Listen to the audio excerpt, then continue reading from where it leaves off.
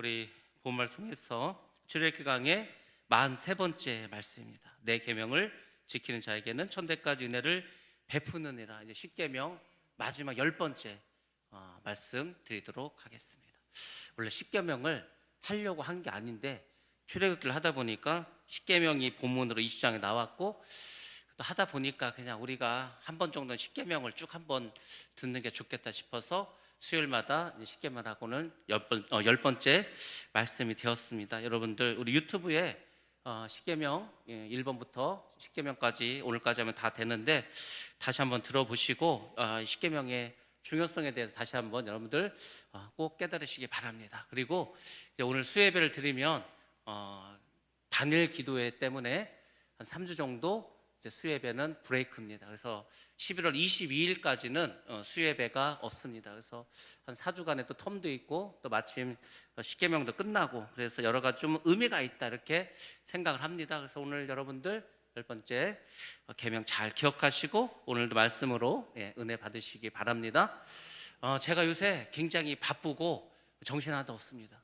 제가 정신이 없으면은 나타나는 증상이 있는데, 그게 뭐냐면은 악몽을 꿉니다. 악몽을. 어떤 악몽을 꾸냐면은, 조금 이제 젊었을 때는 꿈을 꿨는데 제가 고3인 거예요. 꿈속에서 고3인데 큰일 났다. 또 공부를 어떻게 하지? 막 고3이었던 시절에 꿈을 막 꾼다. 그럼 이제 저한테 이제 악몽이겠죠. 그리고 이제 또 짧았지만은 제가 꿈을 꿨는데 군대에 있는 거예요. 그러면 또 이거 언제 제대하나 뭐 그렇게 악몽입니다. 그리고 이제 목사가 돼서 한 2번 정도 꾼 악몽이 뭐냐면은, 꿈을 꿨는데 제가 이제 설교하러 딱 섰어. 그래서 이제 설교를 하려고 했는데 설교문을 안 갖고 왔어. 설교를 해야 되는데 설교문이 없어. 그럼 얼마나 당황스럽겠습니까? 그리고 한 번은 또 이제 악몽을 꿨는데, 어떤 꿈을 꿨냐면 설교문을 갖고 왔는데 지난번에 한 걸 갖고 왔어. 그러면은 얼마나 당황스럽겠습니까? 그래서 제가 조금 이제 바쁘고 정신이 없으면 하여튼 그런 일이 있는데, 오늘은 설교문도 제대로 가져오고, 아무튼 여러분들 정신을 차려서 집중해서 말씀을 전할 거니까 여러분들도 오늘 잘 들으시기 바랍니다. 오늘 굉장히 중요한 말씀입니다. 10번째는 우리가 잘 아는 것처럼 내 이웃의 집을 탐내지 말라. 탐심에 관한 말씀입니다. 탐심. 여러분들, 탐심이 뭡니까? 탐심은 쉽게 말하면 지나친 욕심이라는 거. 지나친 욕심이 적당히 있는 것은 좋습니다.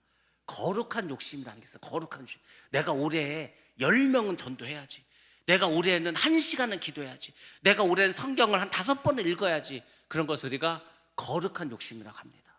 그러니까 그런 거는 좋은 거죠. 여러분의 마음의 소원, 그런 것들이 다 거룩한 우리가 욕심이라고 볼 수가 있습니다. 그러니까 공부하는 학생은 열심히 공부하는 거고, 또 주일을 하는 사람도 열심히 주일을 하고, 세상에서 일을 하는 분도 열심히 자기가 맡은 바 일을 하는 것, 그것은 굉장히 건강한 것이고, 그리고 아주 정상적인 욕구라고 볼 수가 있습니다. 근데 문제는 뭐죠? 항상 지나친 것이 문제입니다. 지나친 것. 욕심이 지나치면은 반드시 병을 일으키고 죄를 짓게 됩니다. 그리고 사망에 이르게 됩니다. 우리가 식욕이 있어. 식욕. 여러분들, 식욕이 없으면 되겠습니까? 내가 돈이 많은데, 엄청 많은데, 엄청 부자인데 식욕이 없어. 그 인생이 행복하겠습니까? 그러니까 뭘 먹어도 맛이 없는 거야. 그러니까 우리에게 적당한 식욕은 중요합니다. 식욕이 있어야 먹을 거 아닙니까? 먹어야 여러분들 건강을 유지하죠. 식욕은 중요한 겁니다. 근데 식탐은 병을 유발합니다. 그 식탐을 가진 사람도 있어. 그러니까 같이 이게 뭘 시켰어. 같이 먹어야 되는데 혼자 막 정신없이 먹는 거야. 막 말도 안 하고, 누가 막 먹을까봐 막 먹어. 요즘은 별로 그런 사람 없죠. 근데 그런 사람 있습니다. 제가 아는 친구 중에 걔가 그런 게 있는데, 뭐가 있냐면 밥을 먹으러 가. 그럼 이제 상에 이렇게 반찬이 나오지 않습니까? 그러면 같이 밥을 먹으면 되는데, 얘는 특징이 있어. 그날 그 상에 올라온 반찬 중에서 제일 맛있는 게 있어. 불고기가 있다든지, 계란말이가 있다든지, 소세지가 있다든지. 그러면 다른 반찬 하나도 안 먹고 그것만 혼자 다 먹습니다. 그러니까 이제 그런 건 뭐가 되는 거죠? 식탐이 되는 거예요. 그러니까 그런 거는 다른 사람들에게도 안 좋은 영향을 주고 자기에도 병을 일으킵니다. 그러니까 모든 어떤 우리 삶 속에서 적절한 욕심은 좋은데, 그게 지나치면 꼭 병이 되고 그것이 탐심이 된다는 겁니다. 그래서 성경에서 탐심은 우상 숭배라고 했고, 모든 죄의 뿌리가 된다고 했습니다. 여러분들, 정욕의 탐심이 생겼어. 그러면 그 생각으로 인해서 결국은 간음이라고 하는 행위로 나타나게 됩니다. 내가 무력이 있어, 무력, 뭐 물건만 보면 막 갖고 싶어. 그럼 반드시 그 사람은 도둑질이라는 행위를 하게 됩니다. 내가 권세욕이 있어, 내가 왕이 돼야 돼, 내가 권력자가 돼야 돼. 그러면은 내 주변에 있는 모든 적들을 다 죽여버립니다. 그러니까 왕들은 옛날에 다 죽이지 않았습니까? 그러니까 살인이 일어나고 분란이 일어나고 막 이렇게 되는 겁니다.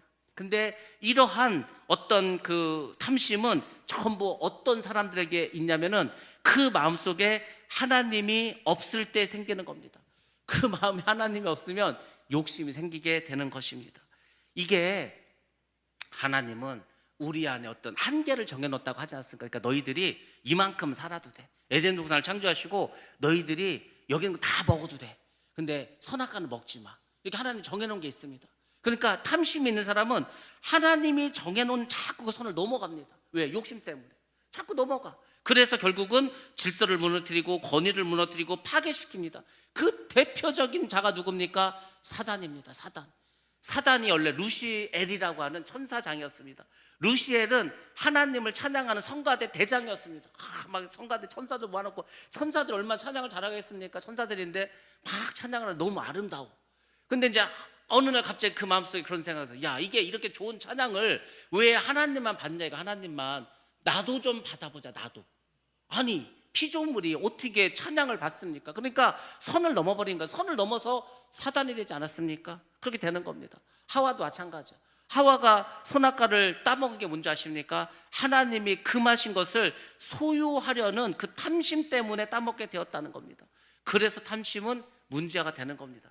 그래서 사람의 욕심에 대해서 그것은 죄라고 가르치는 종교가 이 세상에는 많이 있습니다. 대표적인 것이 불교입니다. 불교는 우리가 아는 것처럼 욕심을 버리라고 합니다.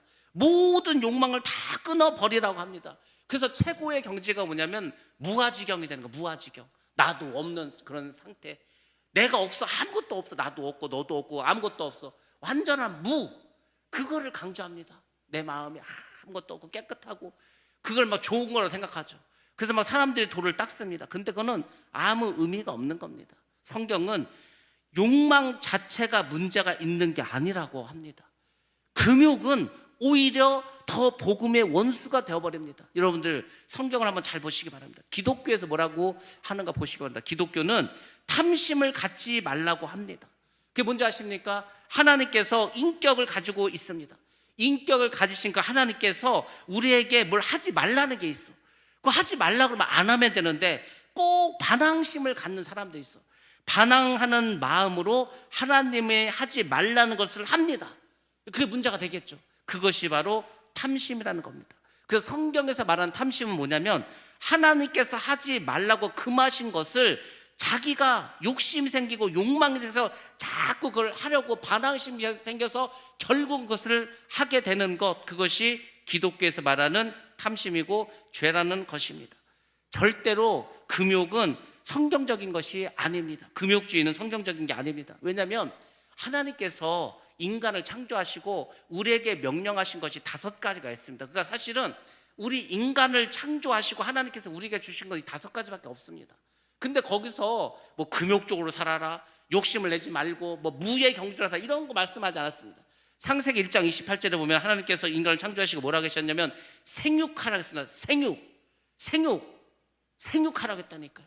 건강하게 살라, 건강하게. 그 다음에 뭐라고 했습니까? 번성하라고 했습니다. 번성하라고 했습니다. 땅에 충만하라고 했습니다. 그리고 땅을 정복하라고 하셨습니다. 그리고 모든 생물을 다스리라고 했습니다. 그러니까 기독교라고 하는 종교는 굉장히 진취적인 종교입니다. 정말 그 천국 누가 간다고 했습니까? 침노하는 자가 간다고 하죠. 침노하는 자. 그러니까 이 예수를 믿는 우리는 뭐 누구 눈치 볼 필요가 없어요. 눈치는 하나님 눈치만 보면 되는 거예요. 하나님의 눈치만 보고 그 진리의 말씀을 담대하게 전할 수 있는 어떤 그런 담대함, 긍정적인 사고, 적극적인 어떤 마인드, 이게 필요한 겁니다. 자신감을 가지고. 그래서 이 다단계 하는 쪽이 기독교가 많습니다. 다단계 하는 데 가면은요, 대부분의 그 똑같아. 기독교 교회에서 하는 거하고 막 힘을 주고 막 적극적인 사고를 막 주고 막 사람들 열심히 합니다. 근데 예수 믿는 사람 다 축 처져가지고 불교 믿는 사람 마냥 내 팔자가 뭐 이렇지, 내가 언제나 안 그랬어, 그런 패배주의와 운명론에 빠져 삽니다. 기독교는 그런 종교가 아니라니까요. 아니, 하나님이 언제 패배주의로 살라겠습니까? 언제 우리에게 막 우울한 감정을 가지고 살아겠습니까? 언제 우리를 보고 그 죄악, 그 어떤 그 죄 때문에 막 그냥 괴로워하면서 살라고 했으면 그렇지 않습니다. 성경은 죄를 졌다 하더라도 회개를 하고 다시 회복하고 일어서 나아가라고, 그래서 막 항상 일어서서 독수리의 날개친과 같이 나아가라고 했습니다. 근데 예수를 믿는 사람들이 뭐 절에 다니는 사람들 마냥 쭉 찾아갖고 숙명년에 빠져서 내 팔자야, 내 팔자야. 팔자는 절에 가서 찾는 겁니다. 기독교에는 팔자가 없습니다. 팔자가 있으면은 그 팔자를 뒤집는 것만 있습니다. 그래서 여러분들, 예수를 믿는 우리는 다시금 생각하시기 바랍니다. 우리에게 하나님은 탐심을 갖지 말라고 했었지 그냥 있으라고 하지 않았습니다. 땅을 정복하고 땅에 충만하고 모든 생물을 다스리고 생육하라고 번성하라고 했습니다. 그러니까 여러분들이 생육하고 번성해야 되는 겁니다. 그래서 제가 말했잖아요. 최소한 셋은 낳아야 된다고. 그래서 저는 최소한을 했습니다. 넷은 힘들어. 넷은 아무 생각해도 제가 둘까지 낳아서 키웠을 때는 안 힘들었는데 셋을 낳아서 키우니까 힘들더라고요. 왜냐면은 두 명이 울면은 이제 우리 사모하고 저거 이렇게 하나씩 안 하면 되는데 셋이 있는데 셋이 울어버리면 어떻게 감당이 안 되더라고요. 넷을 어떻게 낳습니까? 그러니까 우리가 예수를 믿는 사람들은 3명씩은 낳아야 돼. 지금 인구도 줄고 자꾸 이렇게 하는데 생육하고 번성하라고 하지 않았습니까? 그러니까 우리는 그런 마음을 가지고 살아가야 됩니다. 여러분들, 우리는 하나님께서 주신 그 말씀 안에서 최선을 다해서 기쁨으로 감사함으로 우리에게 주신 그 말씀을 가지고 열심히 최선을 다해서 살아가면 절대 그것은 탐심이 아닙니다. 선을 넘는 게 탐심이라니까. 선을 넘는 것, 여러분들이 선을 넘는 게 이런 겁니다. 처녀와 총각이 있어. 처녀와 총각이 있어서 서로 사랑을 해. 그러니까 서로 사랑하니까 서로 소유하고 싶은 생각이 들지 않겠습니까? 그것은 정상입니까? 비정상입니까? 그건 정상이요. 그 욕심도 아니고 당연한 거고 하나님이 원하시는 겁니다. 그런데 이웃집의 아내를 탐한다. 그건 탐심이죠. 그것은 하나님께서 금하신 것을 어떻게 했습니까? 벗어났어. 하나님께서 금하신 것을 원했기 때문에 그것은 죄가 되는 겁니다. 그러니까 십계명 바로 우리에게 그런 것을 알려주는 겁니다. 십계명은 솔직히 말씀드리면 우리 별로 이렇게 신경 안 썼지 않았습니까? 그런데 십계명이 중에서 정말로 그 지키기가 어려운 게 있다면 바로 10번째 계명입니다. 자, 왜 그런지 한번 말씀을 드리도록 하겠습니다. 이 10번째 그 계명의 핵심은 뭐냐면 이거는 외적으로 드러나는 행동, 이것뿐만 아니라 그 이상의 것을 요구합니다. 쉽게 말해서 1계명부터 9계명까지는 내가 그 죄를 짓지 않습니다. 행동으로. 근데 10계명은 10번째 계명은 행동으로 짓지 않는 것뿐만 아니라 생각도 해서는 안 되는 거예요. 죄된 생각도. 쉽게 말해서 내적인 거룩함을 가져야 되고 마음의 청결함을 요구하는 것입니다. 그러니까 우리 마음에 대해서 아주 적극적으로 요구하는 계명이 10번째 계명이라는 겁니다. 예수님께서 산상복음을 하지 않았습니까? 마태복음 5장 7장까지 그 산상순을 가만히 보면은 예수님께서 십계명을 재해석해 주십니다. 근데 예수님이 십계명을 재해석해 주신 그 핵심이 뭐냐면 십계명은 그런 행동만 안 하면 돼. 구약에는 내가 죄를 내 몸으로 죄를 안 지으면 돼. 근데 예수님은 생각으로 지어도 다 죄라는 거지. 생각으로 지어도. 그러니까 이 10번째가 바로 그런 겁니다. 산상수훈처럼 너희의 마음이 청결하지 않고 내적인 거룩함이 없다면 그것은 바로 죄가 된다는 겁니다. 다른 9가지 계명은 외적인 행동을 통해서 죄를 져야 죄가 되지만 10번째 계명은 내 마음의 내적인 상태를 다루고 있다니까. 그래서 이거에 지키기가 가장 어렵고 힘듭니다. 그래서 사도 바울이 이 기독교를 정립하면서 기독교의 어떤 신학과 기독교의 어떤 철학적인 것을 정립하면서 율법에 대해서, 복음에 대해서, 믿음에 대해서 이 관계를 아주 잘 정리해 줬는데 그렇게 정리할 수 있었던 것도 율법과 복음의 차이를 깨달으면서였습니다. 율법과 복음의 차이가 무엇인지를 가장 분명하게 깨달은 사람이 사도 바울이고, 사도 바울은 로마서와 갈라디아서 여러 서신서에서 계속해서 그런 것을 우리에게 알려주고 있습니다. 그래서 사도 바울이 말하는 것은 이것입니다. 자기가 율법을 바르게 깨달았다는 거예요. 근데 결국 나중에는 그 율법이 아니라 복음을 의지하게 되었다는 겁니다. 복음을. 그 복음을 의지하게 된 이유가 뭐냐면 바로 이 십계명을 십계명 중에서 10번째 계명을 깨달았기 때문입니다. 자, 우리 먼저 말씀 한번 보겠습니다. 로마서 7장 7절 말씀 같이 봅니다. 시작.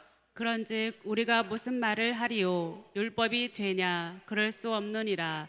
율법으로 말미암지 않고는 내가 죄를 알지 못하였으니 곧 율법이 탐내지 말라 하지 아니하였더라면 내가 탐심을 알지 못하였으리라. 아멘. 이 말은 뭐냐면 율법이 왜 필요한가에 대해서 말합니다.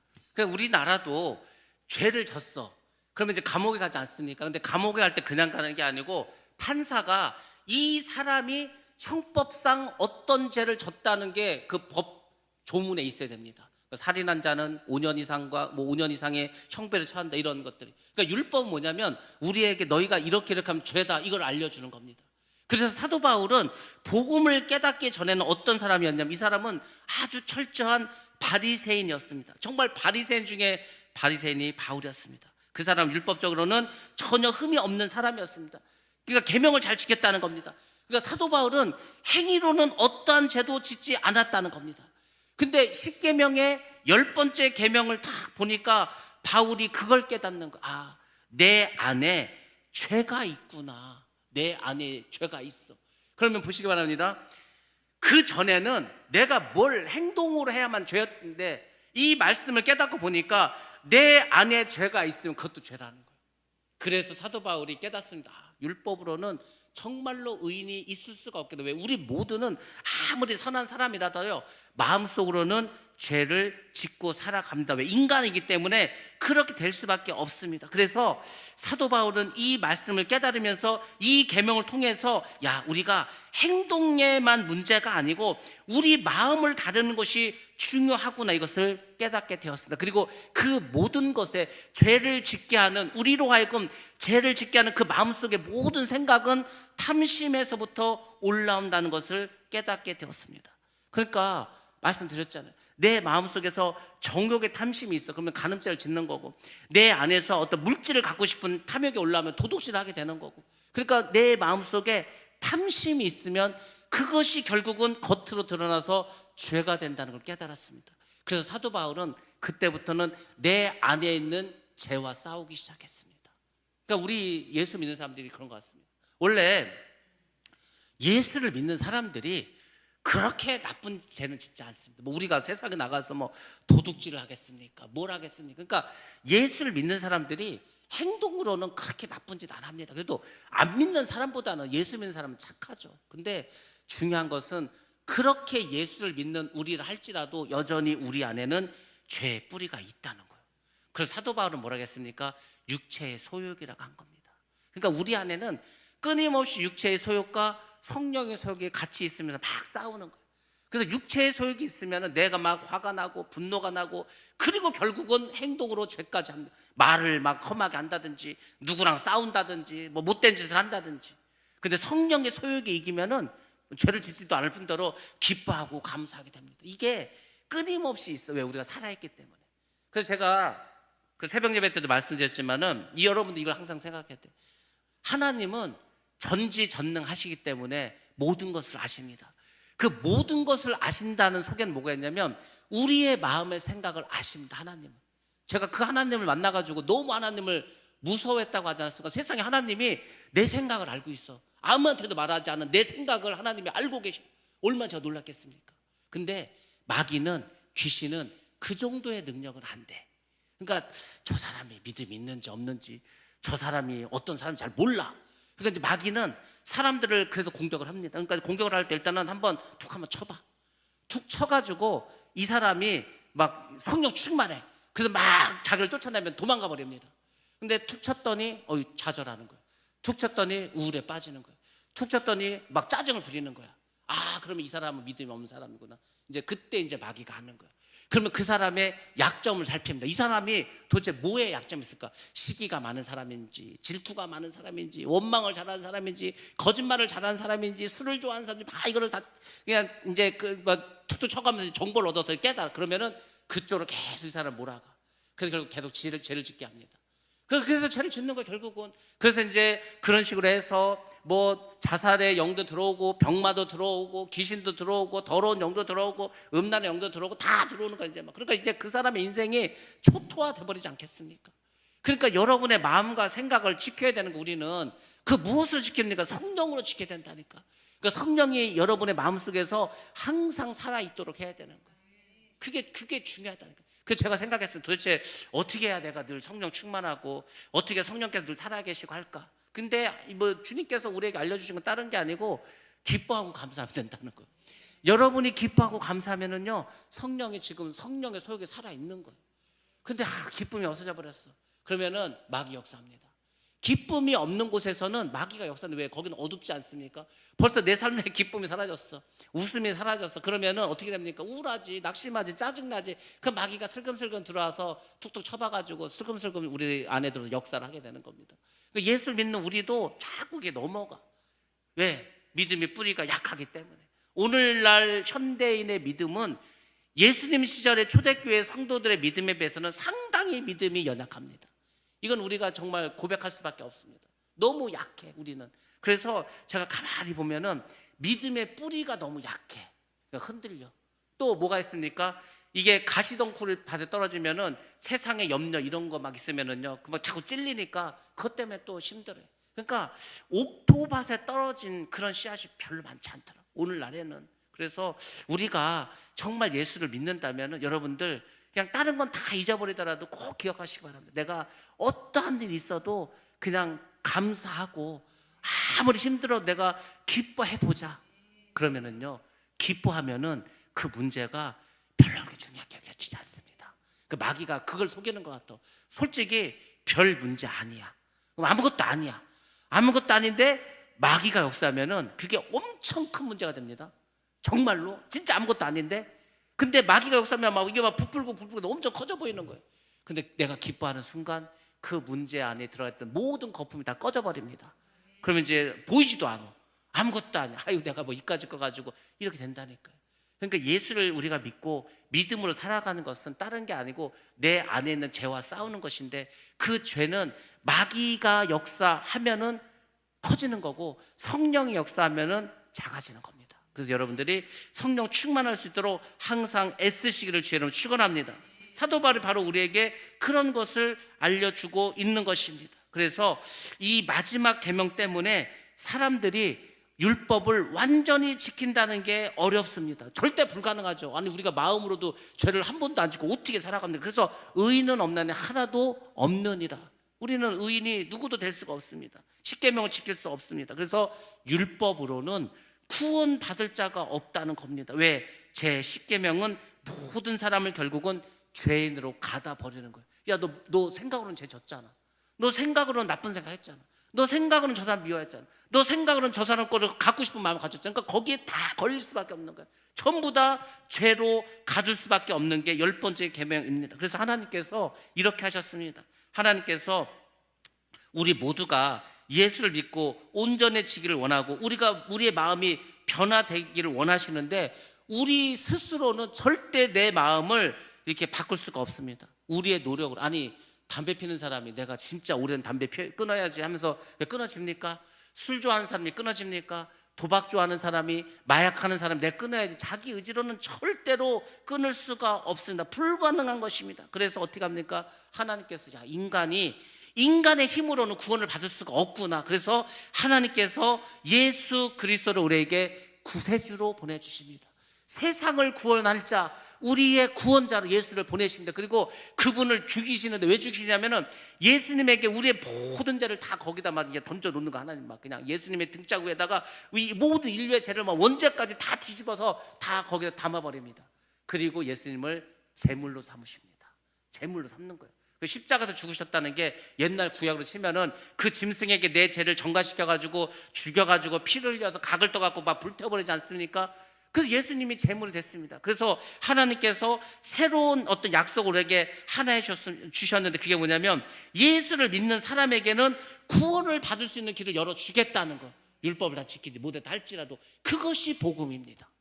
그래서 초창기에 사람들이, 야, 이 율법을 지켜야 돼 말아야 돼, 복음에서는 이걸 지키지 말라고 하는데 어떻게 해야 돼, 이런 율법과 복음에 대한 그 관계 속에서 굉장히 어떤 그 갈등도 많았고 사람들이 잘 구별하지 못했습니다. 그것을 사도 바울이 그 서신서를 통해서 계속해서 정리해 주었습니다.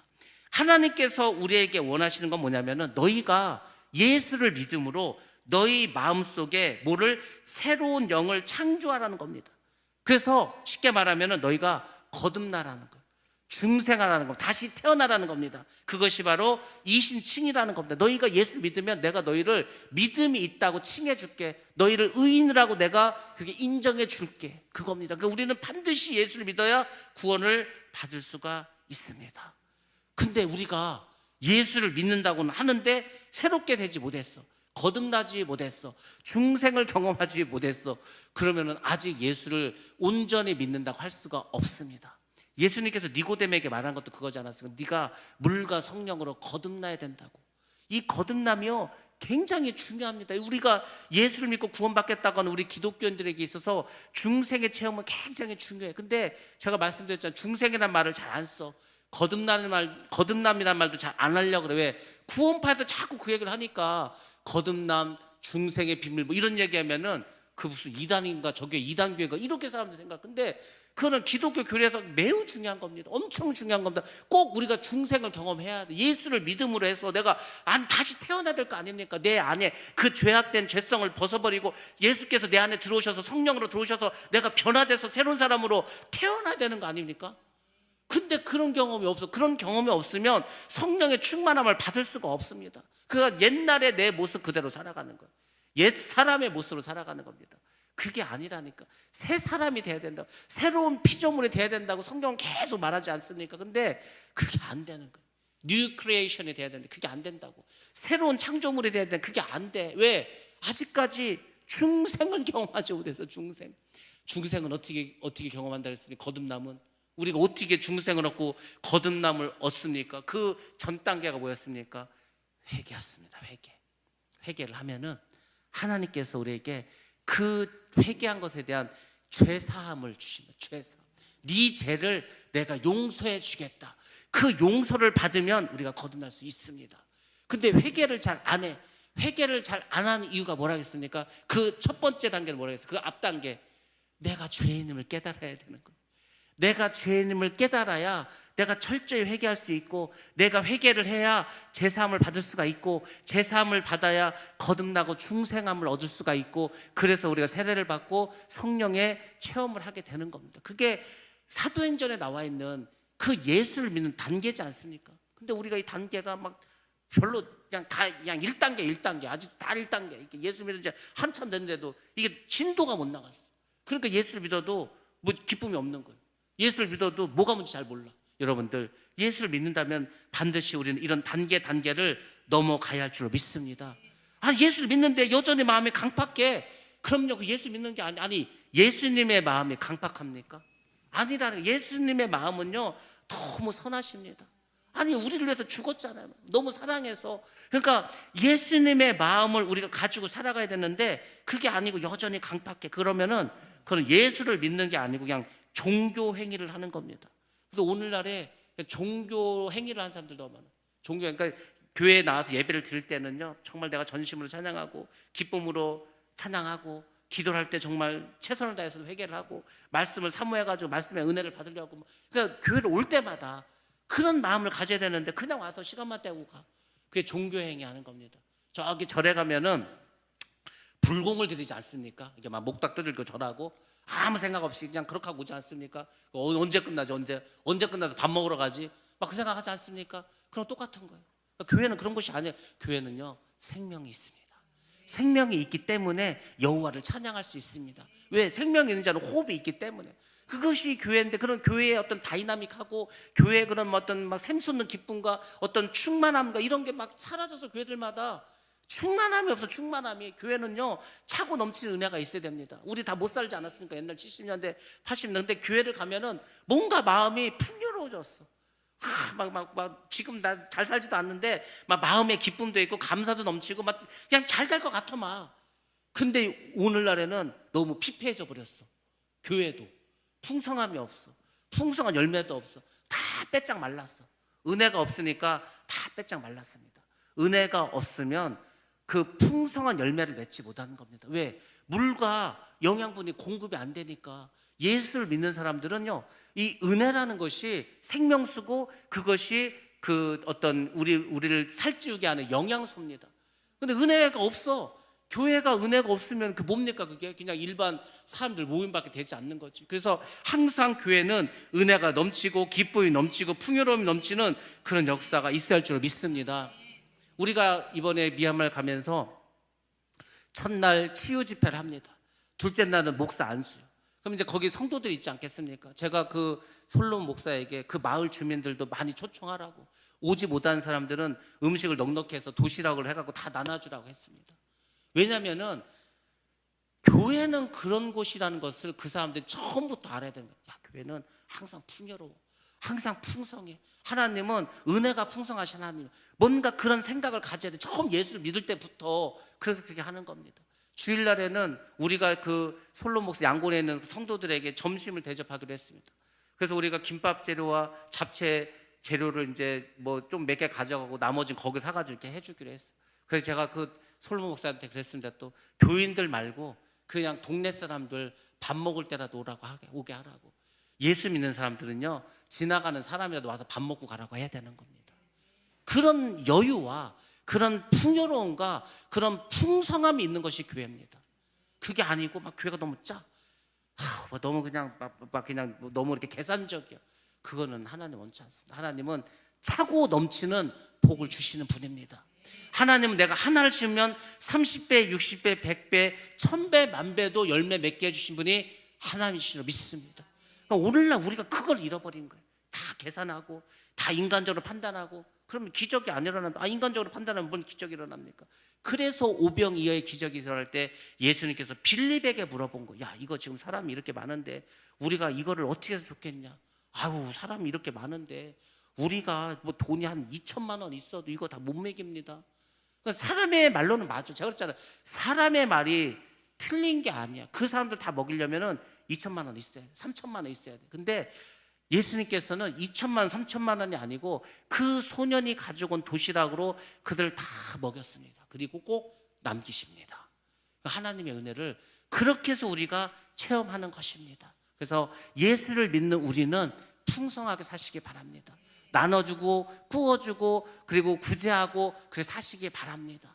그럼 못 살아야 될 거 아닙니까? 근데 잘 살게 되어 있습니다. 그것이 하나님의 법칙이 될 줄로 믿습니다.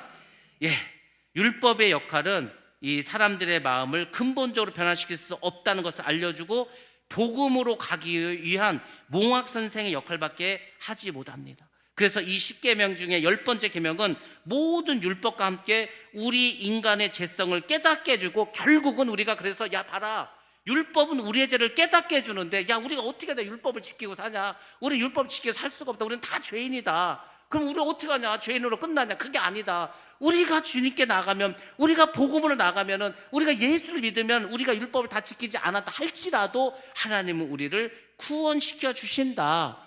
이것이 복음입니다. 그래서 율법은 복음으로 우리를 연결해주는 몽학 선생, 초등학교 선생이라는 겁니다. 자, 우리 갈라디아 말씀을 보면서 한번 보도록 하겠습니다. 먼저 갈라디아서 3장 10절과 11절 말씀 보겠습니다. 시작. 무릇 율법 행위에 속한 자들은 저주 아래에 있나니 기록된 바 누구든지 율법책에 기록된 대로 모든 일을 항상 행하지 아니하는 자는 저주 아래에 있는 자라 하였음이라. 또 하나님 앞에서 아무도 율법으로 말미암아 의롭게 되지 못할 것이 분명하니 이는 의인은 믿음으로 살리라 하였음이라. 아멘. 율법으로는 하나님 앞에서 누구도 의롭다고 할 사람이 없습니다. 왜? 생각으로는 어떡한 죄를 지을 거 아닙니까? 자, 그 다음에 21절과 22절 말씀 보겠습니다. 21절, 22절 말씀 갈라디아서 시작. 그러면 율법이 하나님의 약속들과 반대되는 것이냐? 결코 그럴 수 없느니라. 만일 능히 살게 하는 율법을 주셨더라면 의가 반드시 율법으로 말미암아 쓰리라. 그러나 성경이 모든 것을 죄 아래에 가두었으니 이는 예수 그리스도를 믿음으로 말미암는 약속을 믿는 자들에게 주려 함이라. 아멘. 율법도 하나님이 주신 겁니다. 이걸 잘 기억하셔야 돼요. 율법이 마귀가 준 게 아닙니다. 율법이 나쁜 것도 아닙니다. 율법은 이렇게 살아라, 이렇게 하고 이렇게 하지 말라고 하나님께 주신 겁니다. 우리가 율법을 최선을 다해서 지켜야 됩니다. 근데 율법주의에 빠져서는 안 됩니다. 근데 우리가 예수를 믿으면 하나님께서 예수를 믿음으로 해서 우리가 모든 율법을 다 지킨 걸로 봐주겠다는 겁니다. 그래서 결론적으로 24절에서도 이렇게 말씀을 해주고 있습니다. 시작. 이같이 율법이 우리를 그리스도께로 인도하는 초등교사가 되어 우리로 하여금 믿음으로 말미암아 의롭다함을 얻게 하려 함이라. 아멘. 아멘. 그래서 율법은 우리를 그리스도께로 인도해 가는 겁니다. 그리고 그리스도를 믿음으로, 예수를 믿음으로 결국 우리가 의롭다함을 얻는 겁니다. 율법을 지켜서 의롭게 될 사람은 어차피 없기 때문에 예수를 믿어서 우리가 의롭다함을 얻고 천국에 가는 길이 열리게 되는 것입니다. 자, 이렇게 해서 이제 율법과 복음에 대한 관계를 사도 바울이 정리해 줬고, 자, 그러면 이 마지막 10번째 계명이 결국 탐심에 관한 건데, 그럼 탐심이면은 어떤 마음의 생각, 욕심 이런 것만 말하면 되는데 그 뒤에 다른 말이 붙습니다. 그 뭐라고 했냐면 구체적으로 이렇게 말하죠. 내 이웃의 아내와 내 이웃의 집과 밭과 남종과 여종과 소와 나귀에 대해서 그 욕심 갖지 말고 탐심 갖지 말라고 하지 않습니까? 그러면 그렇게 구체적으로 왜 그렇게 하나님께서 말씀을 해줬냐 이거죠. 여러분들, 탐심이라는 것이 어디에서 일어나는지 아십니까? 탐심은 일단 기본적으로 불만족에서 시작이 되는 겁니다. 불만족. 아, 왜 난 이거밖에 없지? 아, 나는 내 거는 왜 이렇게 작지? 그래서 사람들이 불만족에서 일어나는데 그 불만족이 언제 일어나냐면 이웃 것과 이렇게 비교하면서 생기는 겁니다. 다 옆집 걸 보니까 아, 그 사람 게 더 좋아, 그 집이 더 좋은 것 같아, 내 거는 별거 아닌 것 같아, 이런 마음이 생기게 되는 겁니다. 그래서 결국은 죄악된 욕망이 거기서 생겨나는 겁니다. 여러분들, 참 신기한 일이 있습니다. 내 이웃의 아내는 항상 내 아내보다 예뻐 보입니다. 좋아 보입니다. 그리고 내 남편보다 이웃의 남편은 훨씬 더 멋있어 보이고 훨씬 잘해주는 것 같고 훨씬 좋은 사람인 것처럼 보입니다. 정말 그렇습니까? 이럴 때 아멘 하면 안 되는 거예요. 큰일 납니다. 근데 우리는 그렇게 생각이 든다는 거예요. 그게 문제지 않습니까? 그래서 우리가 흔히 하는 말로 남의 떡이 커 보인다. 남의 떡이. 왜 남의 떡이 커 보입니까? 그게 우리 인간이 죄성을 갖고 있기 때문에, 죄성을. 근데 여기서 중요한 게 하나 있습니다. 우리가 안 보면은, 이웃을 안 보면은 탐심이 생기지 않습니다. 그러니까 결국 이웃을 봤기 때문에 탐심이 생긴다는 것입니다. 참 그것도 신기하죠. 잘 보시기 바랍니다. 내가 사는 집에 대해서 나는 불만이 없고 내 차에 대해서 불만이 없는데 옆집 사는 사람이 새 아파트를 사갔어. 저기 2단지 새로 지은 아파트를 갔다는 거예요. 우리 집은 낡았는데 저 집은 막 새 집으로 갔대. 괜히 거기서 이제 마음이 상하는 거죠. 나는 작은 차 끌고 다니는데 옆집에서 큰 차, 새 차를 사갖고 왔어. 그러면 그 사람의 차를 보고서 어떻게 비교를 하면서 또 마음이 괴로워지겠죠. 그러니까 또 그 집에서 장롱을 이번 좋은 거 샀대, 가구를 좋은 거 샀대, 그 집에 이번 대학교 좋은 데 갔대, 전부 다 어떻게 하는 거야? 다른 사람하고 뭔가를 비교하는 거야. 그 사람의 가지고 있는 소유를 가지고 자꾸 내가 가진 것보다 그 사람이 더 뭔가 좋아 보이고 이런 생각이 자꾸 듭니다. 그러면은 우리 마음속에 탐심이 생기는 겁니다. 탐심은 하나님이 주신 나의 몫에 만족하지 못할 때 생깁니다. 그래서 하나님께 불평하는 마음이 생기는 거예요. 아이고, 하나님 저 사람 저렇게 많이 주고 왜 나는 이거밖에 안 줍니까? 저 사람 저렇게 좋은 걸로 해주고 왜 나는 이렇게 안 해줍니까? 비교하게 된다니까요. 비교하면서 자꾸 하나님께 원망을 하게 됩니다. 그러면서 죄의 유혹에 빠지게 됩니다. 그래서 이 탐심이 굉장히 무서운데 특별히 우리나라는 탐심이 굉장히 큰 문제입니다. 이 탐심의 고통이 굉장히 크고 탐심 때문에 문제가 많은 나라가 바로 우리나라입니다. 왜냐하면 우리나라는 체면 문화이기 때문입니다. 체면 문화.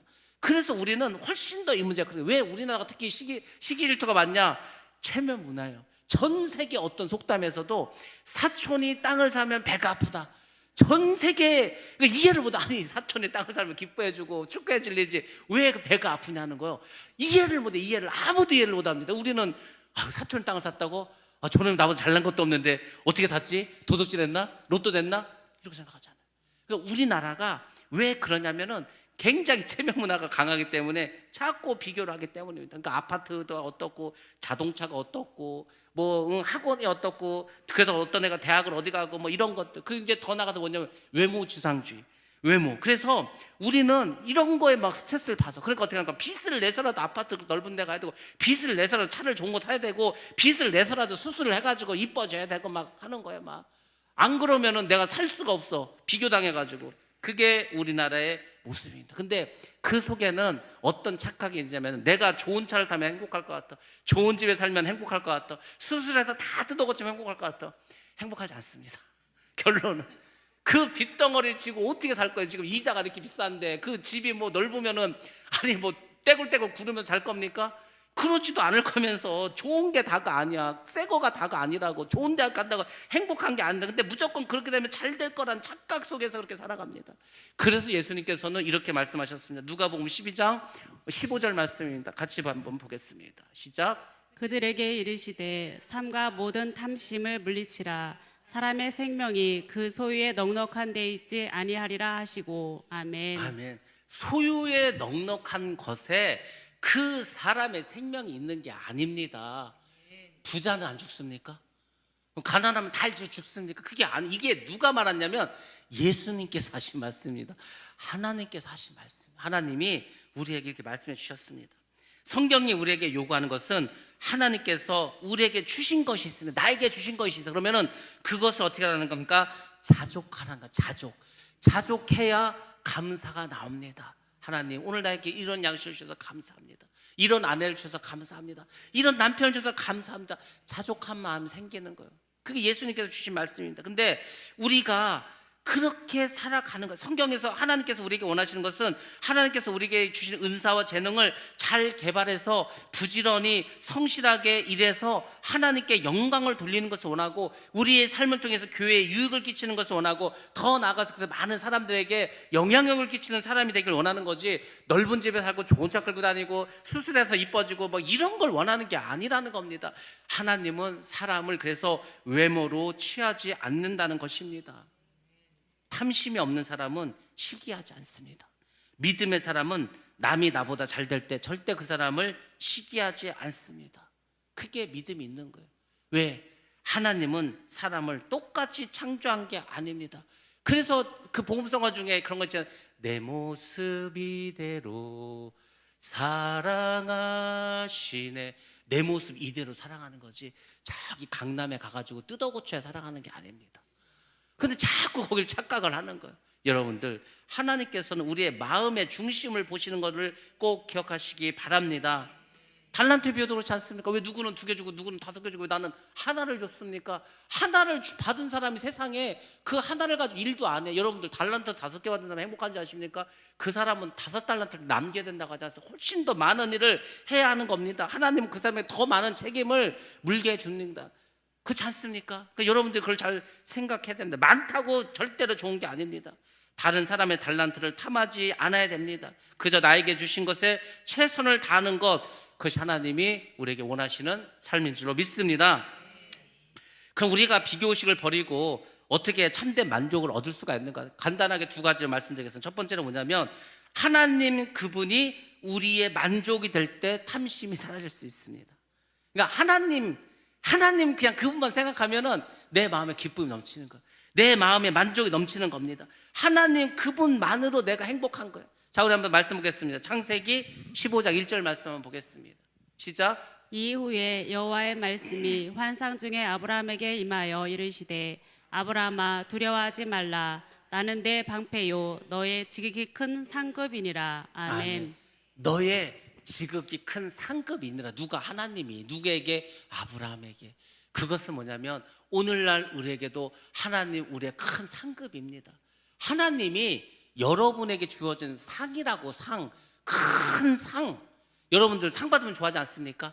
상 받으면 10,000원짜리 상도 좋아, 100,000원짜리도 좋아, 1,000,000원짜리도 뭐 1억짜리도 근데 하나님은 그런 걸로 가치가 매겨지지 않는 분이지 않습니까? 그러니까 여러분들이 하나님이 여러분의 상급이라고 생각하고 살아가시기 바랍니다.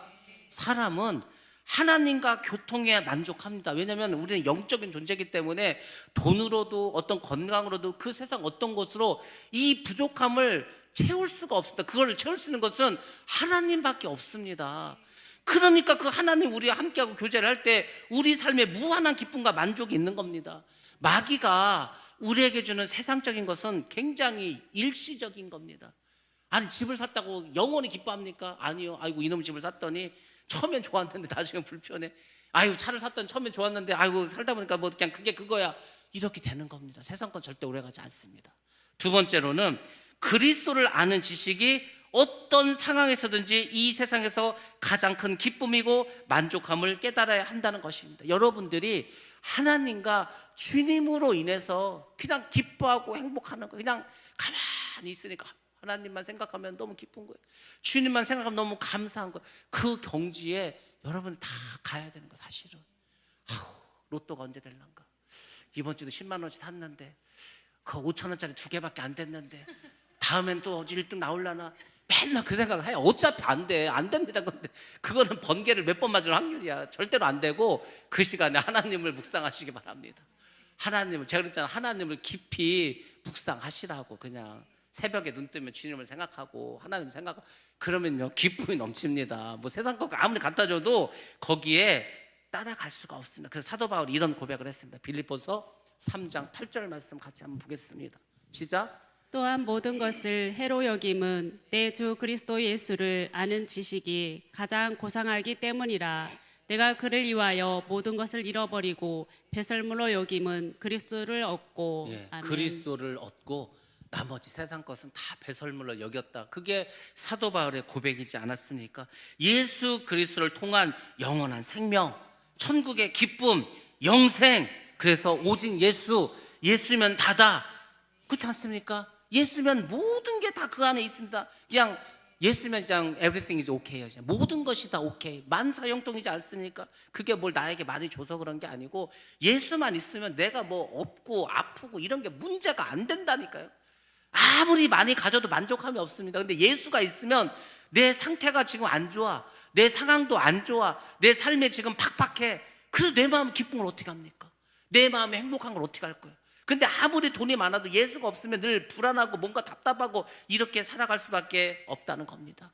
그래서 세상이 주는 쾌락과 주님이 주시는 그 기쁨은 비교할 수 없는 겁니다. 천국의 기쁨 우리에게 주시기 때문입니다. 결국 하나님이 주시는 진정한 보화는 우리의 영혼을 지극히 만족시키는 겁니다. 우리의 영혼을 지극히 만족시켜 기쁨이 넘치도록, 샘솟는 기쁨이 넘치도록. 그래서 주님 안에서의 그 만족은 어떤 것입니까? 어떤 일이 있어도 아무에게도 여러분들이 빼앗기지 않도록 힘쓰셔야 됩니다.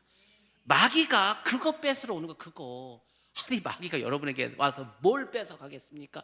내가 주님으로 인해서 가진 기쁨이 있었어, 감사가 있었어.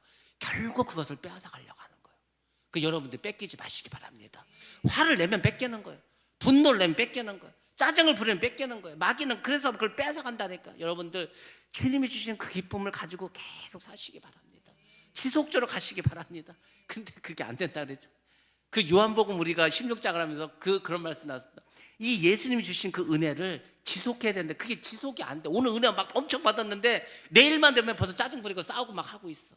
그래서는 안 됩니다. 지속되는 그 보화를 여러분들이 간직하기 위해서 마귀와 싸야 된다는 겁니다. 그분의 말씀대로 살아갈 때 우리는 어떻게 합니까? 짧고 허무한 이 인생을 어떻게 하는가? 이 인생이 영생으로 변화되고 탐심이 사라지게 됩니다. 여러분들 우리가 십계명을 처음 할 때 제가 이런 말씀을 드렸습니다. 십계명을 지켜서 구원을 받는 것이 아니고 구원을 받은 자는 십계명을 지키게 되는 것입니다. 여러분들이 항상 기억하시고, 오늘 말씀은 사도 바울의 고백으로 모든 십계명과 복음의 결론을 내리도록 하겠습니다. 좀 양이 많으니까 여러분들 같이 한 목소리 천천히 읽겠습니다. 로마서 3장 23절부터 31절 말씀, 결론의 말씀입니다. 다 같이 한 목소리 보겠습니다. 시작. 모든 사람이 죄를 범하였음에 하나님의 영광에 이르지 못하더니 그리스도 예수 안에 있는 속량으로 말미암아 하나님의 은혜로 값없이 의롭다 하심을 얻은 자 되었느니라.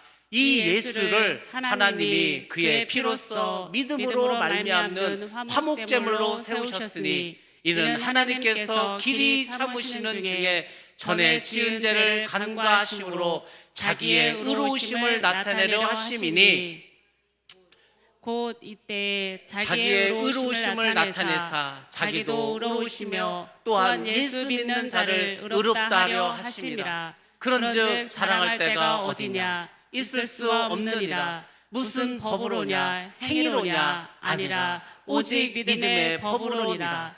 그러므로 사람이 의롭다 하심을 얻는 것은 율법의 행위에 있지 않고 믿음으로 되는 줄 우리가 인정하노라. 하나님은 다만 유대인의 하나님이시냐? 또한 이방인의 하나님은 아니시냐? 진실로 이방인의 하나님도 되시느니라. 할례자도 믿음으로 말미암아 또한 무할례자도 믿음으로 말미암아 의롭다 하실 하나님은 한 분이시니라. 그런즉 우리가 믿음으로 말미암아 율법을 파기하느냐? 그럴 수 없느니라. 도리어 율법을 굳게 세우느니라. 아멘. 예, 오늘 마지막 말씀 로마서 말씀 잘 기억하시고 여러분들이 마음의 변화를 받아서 거룩한 하나님의 자녀로 계명을 지키시고 복음의 기쁨을 누리시고 하나님으로 인해서 영원토록 기쁨으로 살아가는 저 여러분 되시기 바랍니다. 그리고 다니엘 우리 기도회 동안 11월 1일부터 21일 여러분들 저녁마다 나오셔서 간증 들으시고 은혜 받으시고 귀한 축복받는 은혜가 있기를 주의 이름으로 축원합니다.